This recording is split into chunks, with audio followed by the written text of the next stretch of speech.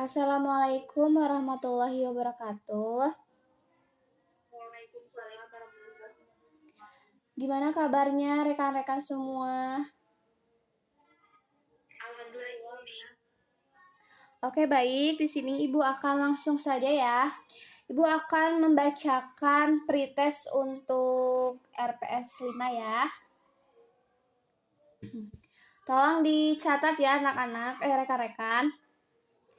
Yang pertama, menurutmu apa perbedaan utama antara pemasaran langsung dan pemasaran tradisional?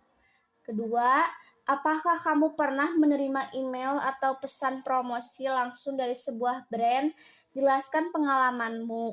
3. Bagaimana menurut pendapatmu teknologi memengaruhi cara perusahaan memasarkan produk saat ini? 4. Apa yang kamu ketahui tentang e-commerce atau perdagangan elektronik? Berikan contoh. 5. Mengapa penting bagi perusahaan untuk menjaga hubungan langsung dengan pelanggan? Itu untuk pretest. Ibu kasih waktu 5 menit mulai dari sekarang. So guys, itu apa tuh namanya? Oke, baik, sudah cukup 5 menit. Untuk nomor 1, siapa akan yang menjawab? Saya. Silahkan, namanya siapa? Nama saya Fatia. Buat Gimana, Fatia? Ya, boleh jawab. Ya kan soalnya menurut perbedaan utama langsung dan pemasaran tradisional. Jawaban saya, pemasaran langsung itu berinteraksi langsung dengan konsumen individu dan bertujuan mendapatkan tanggapan secara langsung, seperti misalnya melalui email, SMS, atau telepon. Sedangkan pemasaran tradisional itu menggunakan media massa seperti televisi, radio, atau koran yang sifatnya satu-arah dan berlangsung menerima umpan balik dari konsumen, seperti itu. Oh iya, baik. Sangat bagus jawabannya. Terima kasih untuk Fatia. Untuk soal nomor 2, siapa akan yang menjawab?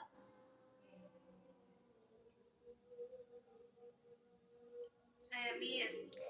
Iya, boleh. Siapa namanya? Saya Bias. Ya, boleh. Sabia, silahkan.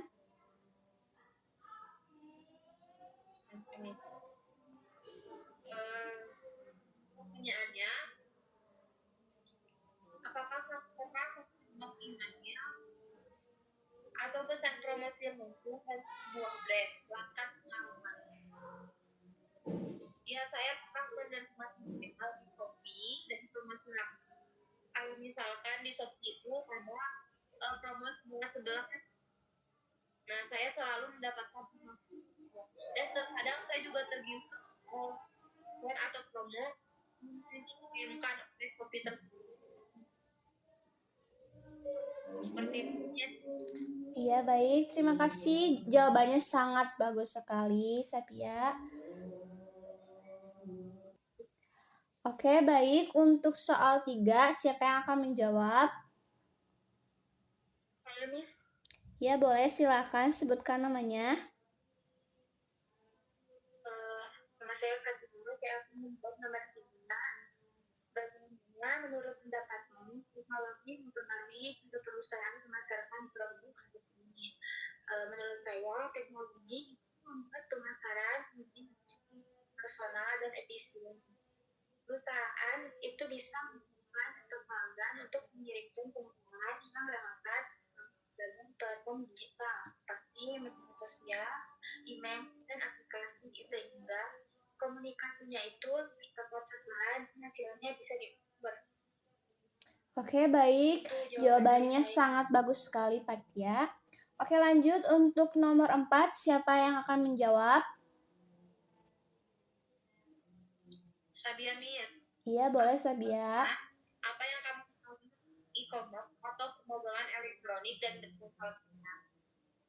Nah, untuk e-commerce itu adalah cara online, baik barang maupun jasa gitu ya. Seperti contohnya tadi kita beli produk lewat di Tokopedia dan nanti produk digital tersebut barangnya bakal nyampe ke kita.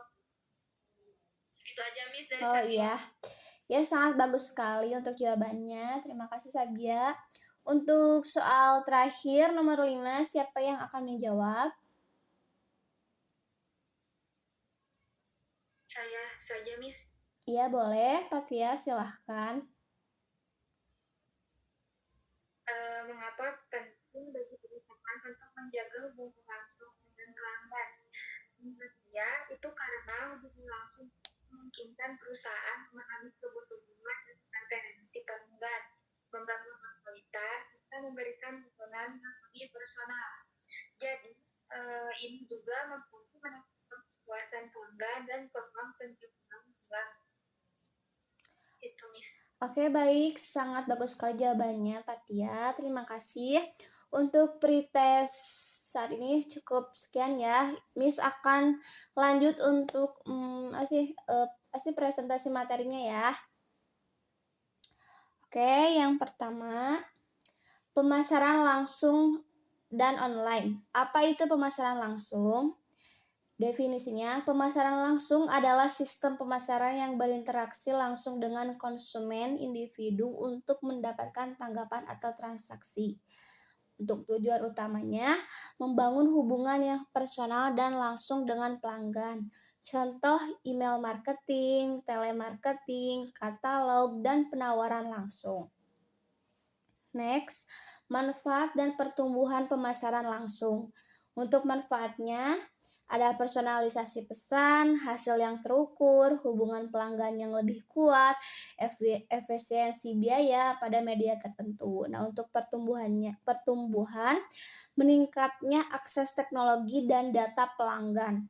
Perubahan perilaku konsumen, lebih suka komunikasi langsung, digitalisasi mempercepat kenal pemasaran langsung. Next, basis data pelanggan dan pemasaran langsung.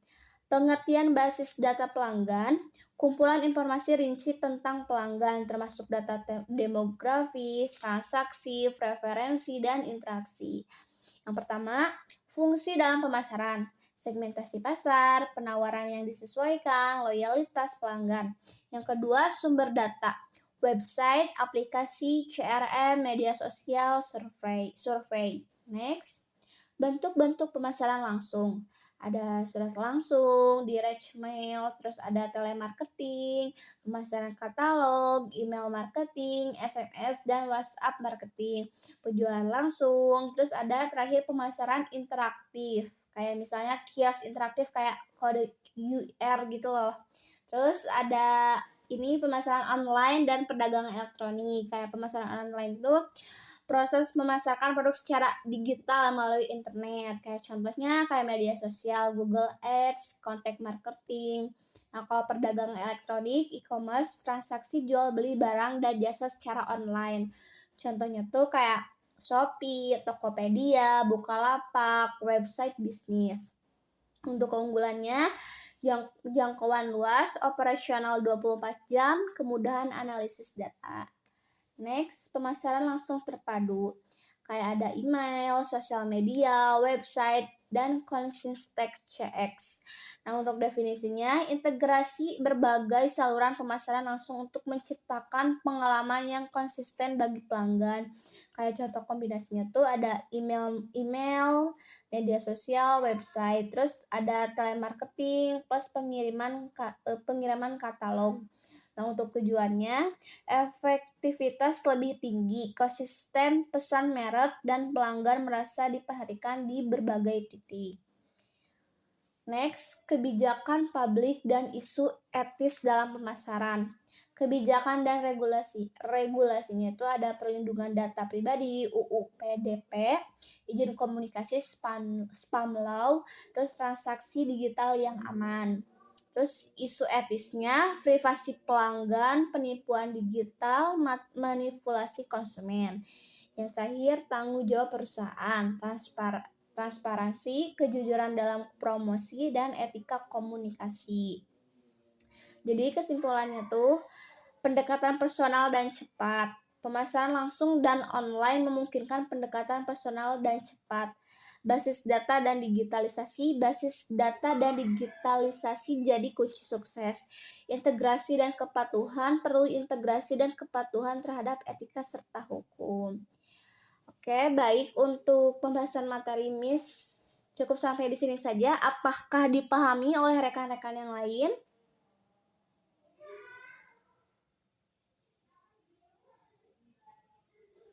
Ya, Miss, cukup dipahami. Oke, baik. Sabia bagaimana? Apakah paham materi Miss yang disampaikan? Yes. Oke. Di sini Miss akan mengasihkan pretest untuk kalian ya. Nanti kalian kumpulkan minggu depan, oke? Yang pertama, soal pertama, jelaskan pengertian pemasaran langsung dan sebutkan 2 contohnya. 2. Apa manfaat penggunaan basis data pelanggan dalam strategi pemasaran langsung? 3. Sebutkan dan jelaskan 3 bentuk pemasaran langsung yang digunakan perusahaan saat ini. 4. Apa yang dimaksud dengan pemasaran langsung terpadu? Mengapa penting bagi perusahaan? 5. Jelaskan 2 isu etis yang sering terjadi dalam pemasaran online dan bagaimana perusahaan bisa menghindarinya. Oke, sekian dari pembelajaran hari ini ya rekan-rekan. Untuk fast testnya di minggu depan ya, dikumpulin jangan lupa. Baik, Miss, terima kasih. Iya, ditutup aja ya. Wassalamualaikum warahmatullahi wabarakatuh.